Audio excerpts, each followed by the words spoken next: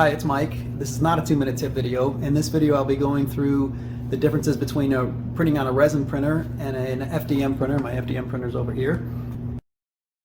I'll be printing the same part on both printers and walking through the process of setting up the support structure in the software, running the print, what it takes to remove the print from the printer, and then the support cleanup. This video is for you if you're just getting into 3D printing, or if you have a resin printer and you're thinking about an FDM, or probably more likely you have an FDM printer and you're thinking about getting a resin printer. With that, let's begin. I made a quick list of the steps you go through when you're printing parts.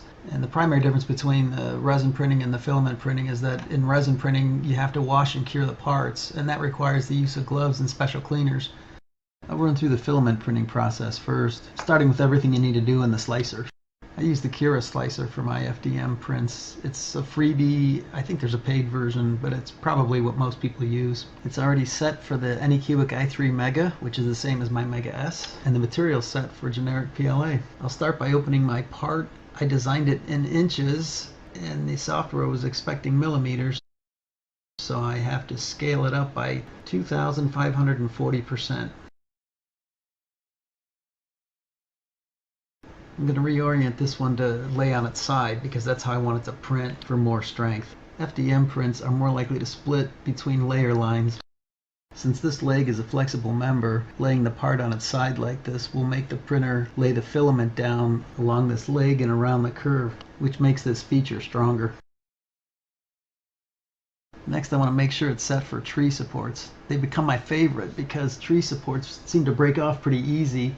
And when the software builds them, it tries to keep the base of the support on the build plate and not touch the part anywhere other than where it needs to be supported. If tree isn't showing up as one of your options for support structures, then you can add it by going to the settings menu, configure settings visibility, select settings and scroll way down to the support section and check all the boxes that have the word tree in front of them, and then close out of there.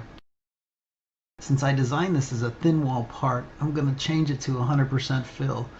But when you're printing something thick, you're going to have this set to more like 20 to 60%.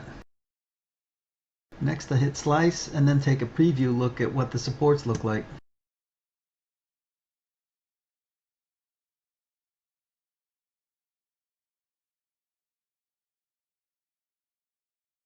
Here you can see where the base of the tree support lands on the build plate and then snakes its way up to where it needs to support the part without touching the part anywhere else. I learned about tree supports from another YouTuber who goes by the name of CHEP, and I'll put the link to his video about tree supports down below. His video gives a good demonstration about the differences between tree supports and other styles. Next step is to move the sliced file to the printer. So I grab my memory card from the printer and plug it into the computer. Hit save to removable drive. Bring the memory card back to my printer and turn it on.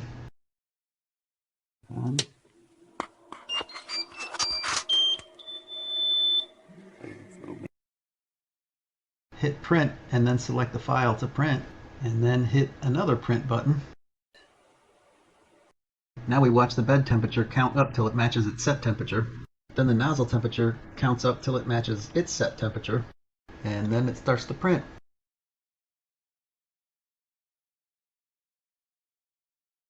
Now I'll flip to setting up the file for resin printing. I'll start by opening Chitubox. It's free, though I think there's a paid version, but it seems to be the preferred software for adding and manipulating supports for resin printing. I'll bring my file in, and just like the CURA software, this was expecting to see the part in millimeters, and I designed it in inches. So the first step is to scale it up 2,540%. I mentioned before that FDM parts can be weaker between layers.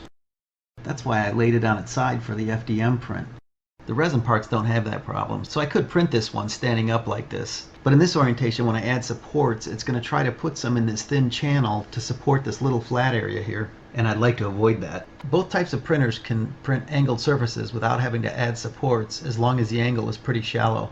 So I'm going to rotate this part up 30 to 40 degrees. This eliminates the need for supports in that small area. With the supports set to medium and leaving all the other settings at their defaults, I'll hit either plus platform or plus all, and it'll add the supports where it thinks it needs them. I found that I have to add a lot more supports low on the part where it's closest to the build plate, or the part will break off the supports while it's printing, and then you'll have a mess to clean up. Flat surfaces are the easiest to clean supports from, and since this part is mostly flat surfaces, I'm going to be very generous with the supports. Adding supports also uses more resin, but if a print fails halfway through and you have to print it over again, you'll end up wasting even more.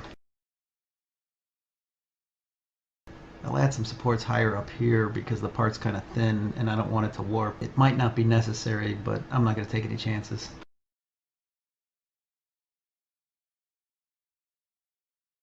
This surface needs a lot of support because this leg is a free floating piece until the area that's attached gets printed near the top of the part.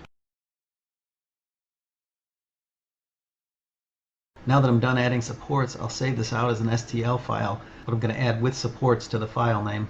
CHEP can create a sliced file for many of the resin printers, but at the time I recorded this, it still couldn't output to the Photon Mono X, which is the printer I have. Now I'll close out of this and open up the Photon Workshop. This is the software that came with my printer, and if I understand correctly, it's actually a simplified version of CHEP. This software can do most of the things that CHEP can, but I'm told it has less features, and it's the only software that can generate a file for my Photon Mono X.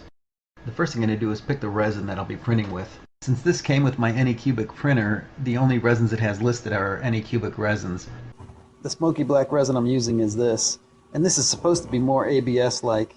Up until I bought this, I was using the Anycubic resin that's gray, and this stuff ended up being a little bit cheaper, and they claimed on the website that it is more ABS-like and less likely to crack. And what I found is it still is pretty hard and pretty brittle compared to the other printer, but it is a little bit tougher than the Anycubic gray resin. It's a semi-transparent that looks like a smoked black gray. So this is what I'm going to be printing in, and that's what I have this set to. I had to enter the information for the Syria smoky black resin. I found that information in a spreadsheet online. Now I bring in the file that I saved with the supports, located on the build plate where I want it to print. Now I hit the slice button to slice the file, and it's reporting 4 hours and 46 minutes to print. Now we'll take this sliced file we just made and load it in the printer. I'll grab the memory card in the printer and plug it into the computer. Save the file to the USB stick and move the USB stick back to the printer. Now we print the part. I'll start by filling the resin tray. You can see that there's a line here to max. Don't fill it beyond that because when this build plate comes down, if you filled it over that, it's going to wash over the edges. This resin smells a little. A lot of people are bothered by the smell. To me, it's not that strong. It's definitely a stronger odor that comes off of this than what comes off of the filament printers. The printers, those filament printers do give off an odor as well. It's basically, just the plastic heating up. So I go print, and then we hit start. And you can see right away the build plate starts moving down. And you can see this is dipping in, and you'll watch the resin go up over the top of the build plate. And then down here on the screen, it's showing you what it's flashing. And while that's on, that also means that the UV light is on down there. You might be able to see that better if I turn it off. There we go. So we'll switch to layer 2. So that's it. I will let these print overnight, and we'll pick this up in the morning. Time was 4 hours and 52 minutes, and we'll hit return.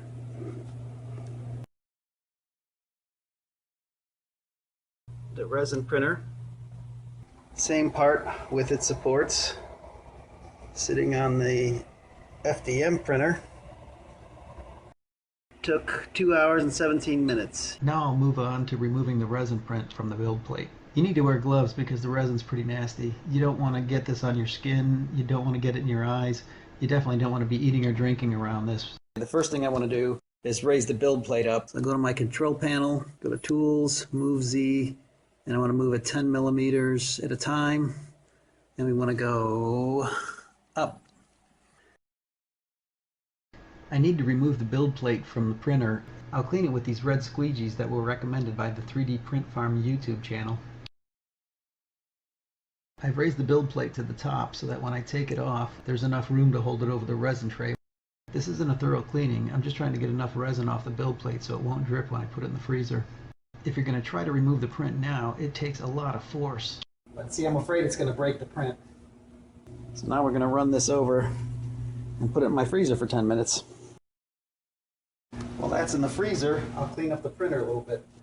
I'm not going to be printing for a while. You can leave resin in this printer as long as you leave the cover on so that it doesn't get exposed to any room light. There are guys that have left resin in here for like a week at a time and don't worry about emptying it. But while I'm waiting for that build plate to go through the freezer, I'm going to empty this back into a bottle. That's a soft funnel made from silicone, and it will collapse or fold in on itself if you pour the resin in too fast. I made a quick tip video that shows a better way to support that funnel while you're pouring the resin in. I'll put a link to it below. You will also see in the other video that I normally put a paint filter inside that funnel, and I seem to have forgotten this time. After creating this video, I learned that most people don't use paper towels to clean the film in the bottom of the tray. It actually scratches it. They recommend that you only use microfiber towels or disposable microfiber wipes, but I wouldn't safely know how to clean resin out of a microfiber towel, and the disposable wipes are kind of expensive, so I think I'll just stick with paper towels anyway and just replace my FEP more often. I've also heard of people using Pledge furniture polish on the FEP to clear it up. I might try that. When you put the tray back in, you want to make sure that the word max, you can read it, because it'll go in this way, but then you can't see that. So my cleanup and the drying out of the towels takes me about 10 minutes. So now I can go back to my freezer. This comes off really easy.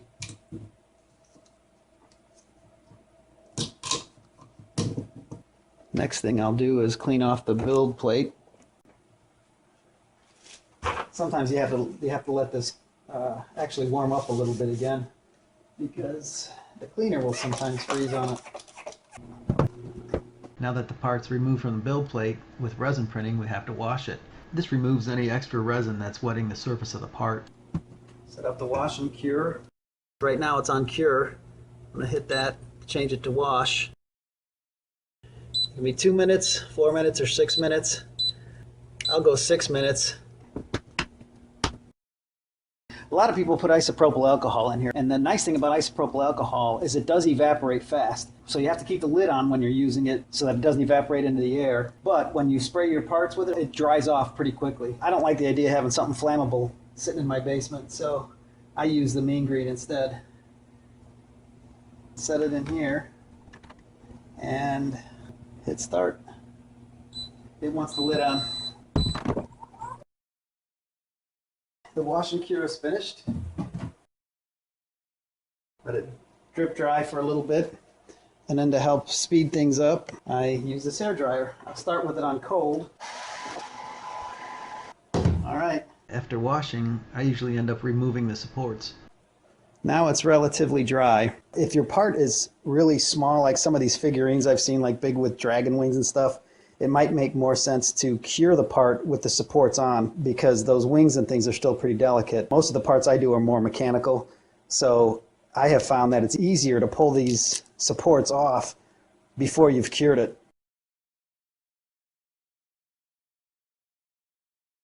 Where the supports were, you get these pock marks, and you end up having to sand those off. These also aren't fully cured, but I'll end up hardening those later. Now I move on to curing the part.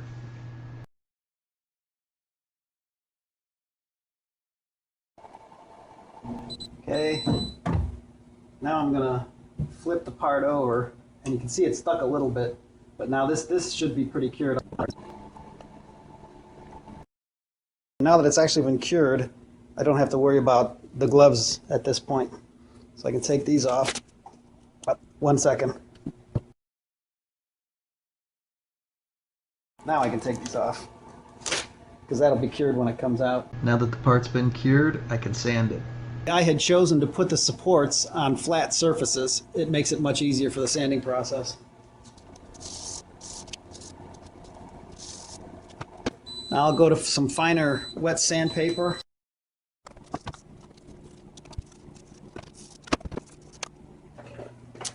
And there it is.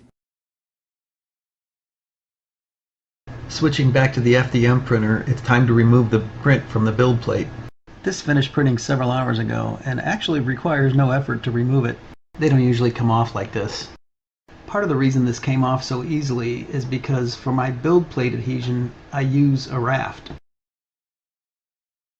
The raft is this area all around that touches the build plate. A raft will use a bit more material than some of these other types that are on here, but I have found that it peels off the build plate much easier this way.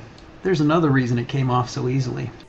When the build plate turned off and cooled down to room temperature overnight, it contracts when it cools down, and I think it popped itself off. There's plenty of times when you really fight to get these things off the build plate. This one just happened to work out. You also can run into the problem where while it's printing, it loses its grip, and then you end up with a big ball of string. And I'll show you how we break the supports off of this. So usually this requires tools. You can break some of it off with your hand. When I was using the standard supports, you could spend a lot of time trying to break those supports off, and I usually end up with cuts on my fingers and hands because the plastic gets kind of sharp. If these tree supports work the way they've been for me, this is going to come off pretty easily.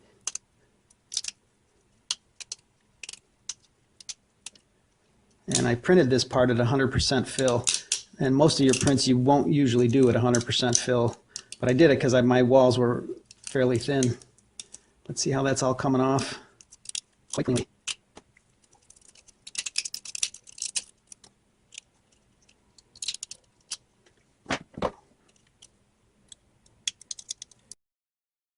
You can see that it's still not as easy as removing the supports from the resin prints.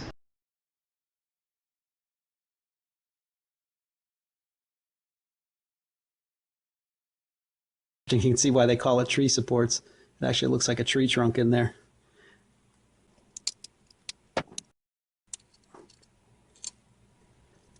See, now that if I pull too hard was going to cut my finger. So this is the case where it gets really hard to pull these out. And it came out. There's still some in here I need to break out. We'll try a screwdriver.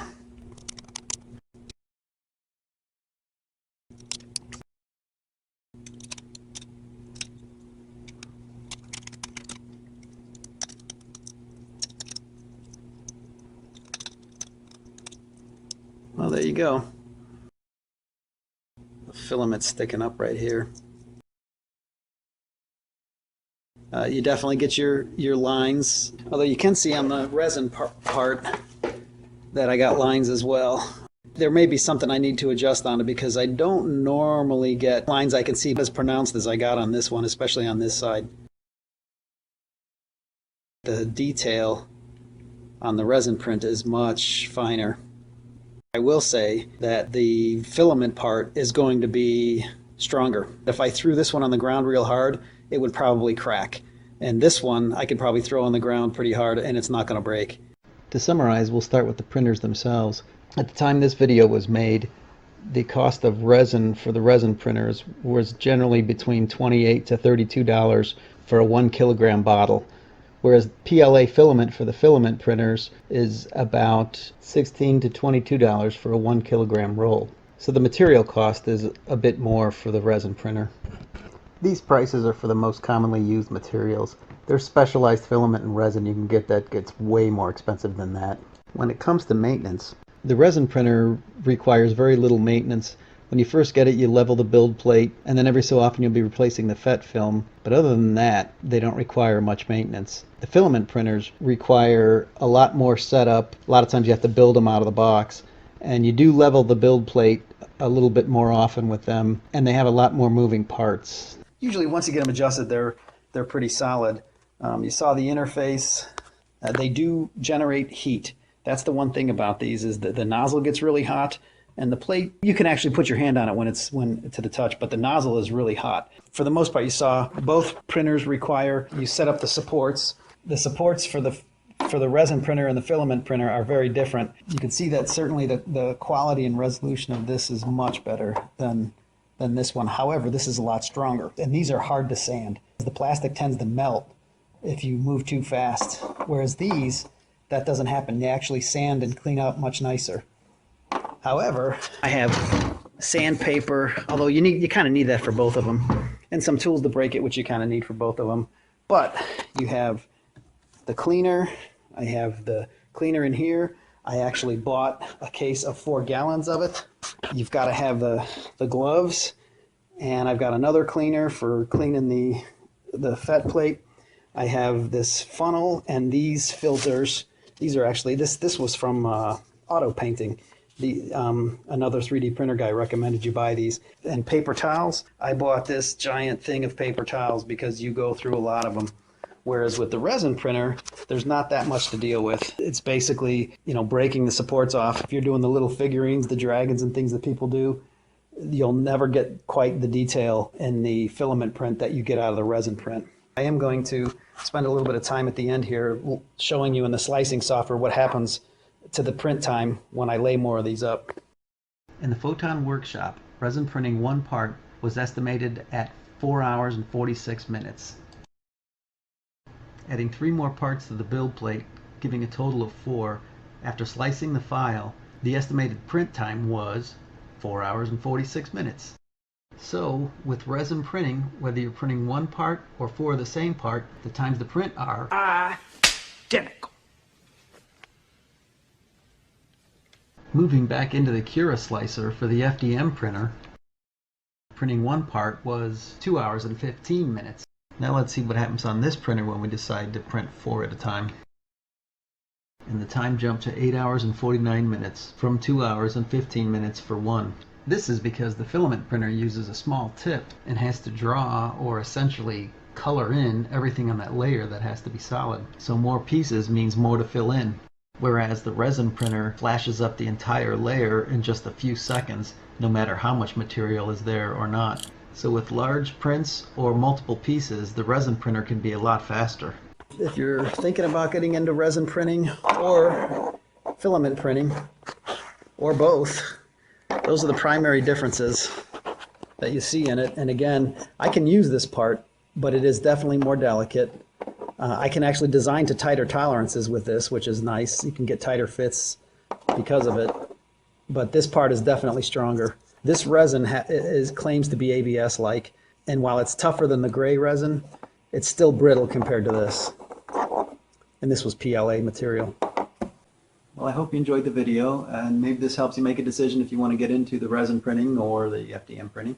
Despite all the crap you have to deal with for resin printing, I will say I use that printer more often. I enjoy the higher quality you get, and I found that I can usually print the parts with the same tolerances and clearances that I would for plastic injection molding. Whereas with the FDM printer, I have to open things up a little bit more because of the lower resolution. I probably would recommend that if you are getting into it and you don't want to deal with all this stuff, maybe get an FDM printer first. If you're going to be doing the little figures and the dragons and things, you probably do want to get a resin printer. You don't have to get the wash and cure station. There's a lot of people that will set their parts out in the sun, and that actually does a really good job of curing your parts.